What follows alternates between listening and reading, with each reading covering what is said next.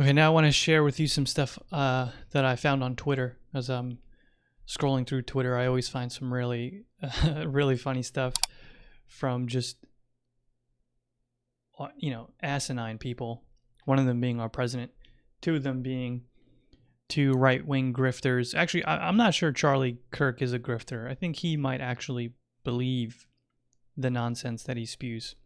Candace Owens, on the other hand, I'm like 99.9% convinced that she is just grifting. But I'm going to show you some tweets from them, and it's clip from Trump, and we'll discuss why they're so stupid, really. So let's jump into... This is the tweet from Candace Owens. So you have, fact, we went from 2.2 million to 100,000 to 60,000 predictive coronavirus deaths because the models were always bullshit. The media was always lying, and the virus was never as fatal as the experts that are chronically wrong about everything prophesized. This is mind-numbingly dumb. This is the paradox that you fall into, that it's obviously working what we're doing as to why the models have changed. It's something like 96% of the population in the country is on some sort of like stay-at-home order.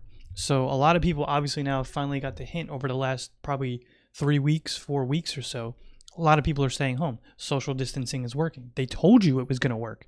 If you do it correctly, it works, and it reduces the number of cases and it reduces the numbers of deaths. It's not that the models were wrong. It's just that the models are constantly in change and flux based on what we do. This is the same logic as someone tells you, why do we even need vaccines? Like chickenpox is so rare. Why do you need a vaccine? It's so rare because we have vaccines. It's crazy how dumb people are. And Candace Owens, I don't think she's dumb. I think she's just grifting. I actually think she's pretty smart, but she grifts very well. Like she is, I got a power ranking of grifters. She's number one. She knows what she's doing.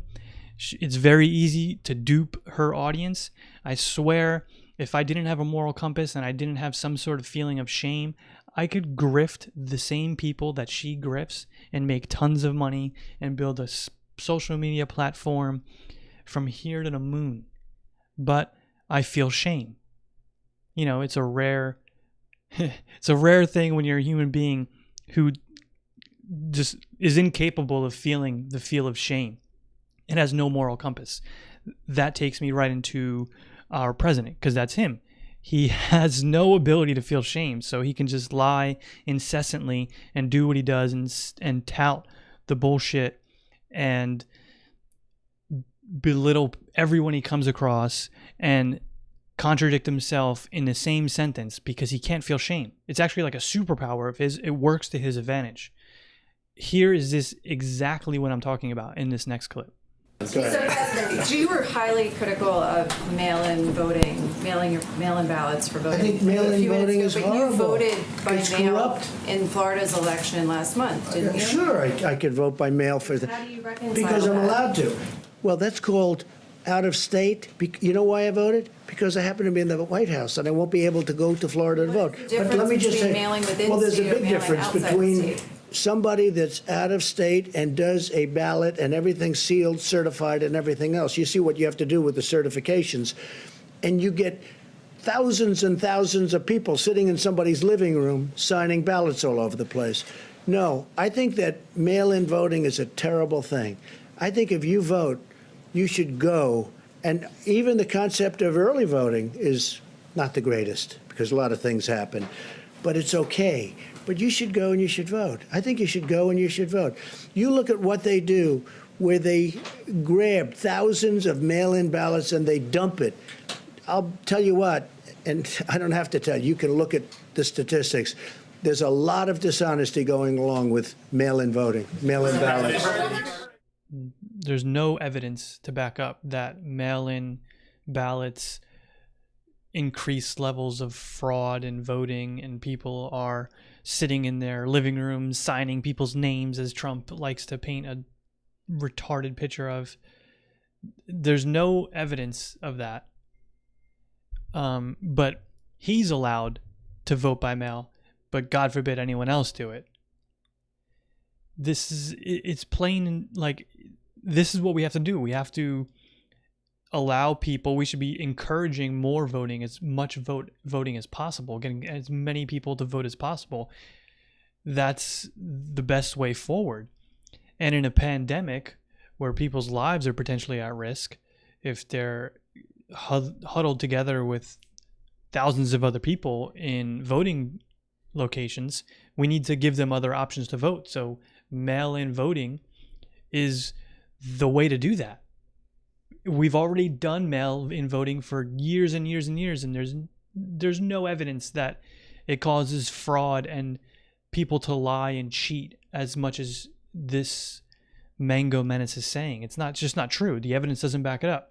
And if it's good for him, it's good for the rest of us. If he can do it, the rest of us could do it. And these pressers are just, wow, man. The pressers are just so disheartening. I've stopped watching them completely. And then when he just goes on and on now on Twitter about like his ratings on the pressers, the man is so caught up in himself as a narcissist and how these things are being watched on TV that he hasn't sent a single tweet or said a single thing about anyone who has died of coronavirus or their family sending condolences. None of that.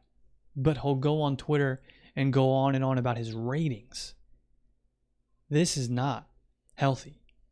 And it's sad, it's odious, it's dumb, it's immoral, it's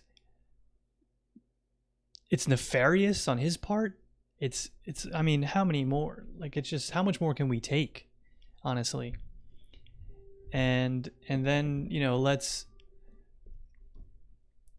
show you the last tweet here from I said earlier it was Charlie Kirk. It's not Charlie Kirk, it's Steven Crowder. I mean, they're like two in the same, really. I don't really think either of them are grifters, though.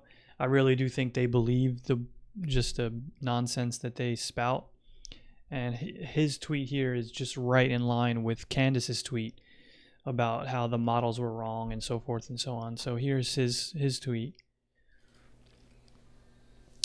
Remember, death toll estimates in USA went from 2.5 million to 100K to 240K minimum to now 60K minimum.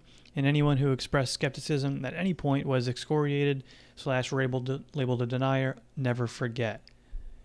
This is just so goddamn dumb. It's not, again, it has nothing to do, it has to do with the fact that we are as a country are now doing what the experts told us to do. We're social distancing. We've had schools closed. We closed restaurants. We closed bars. People were working from home. Only essential workers are working. We're wearing masks. We're doing everything we're told to do. And we're told that if we do these things, we can reduce the spread.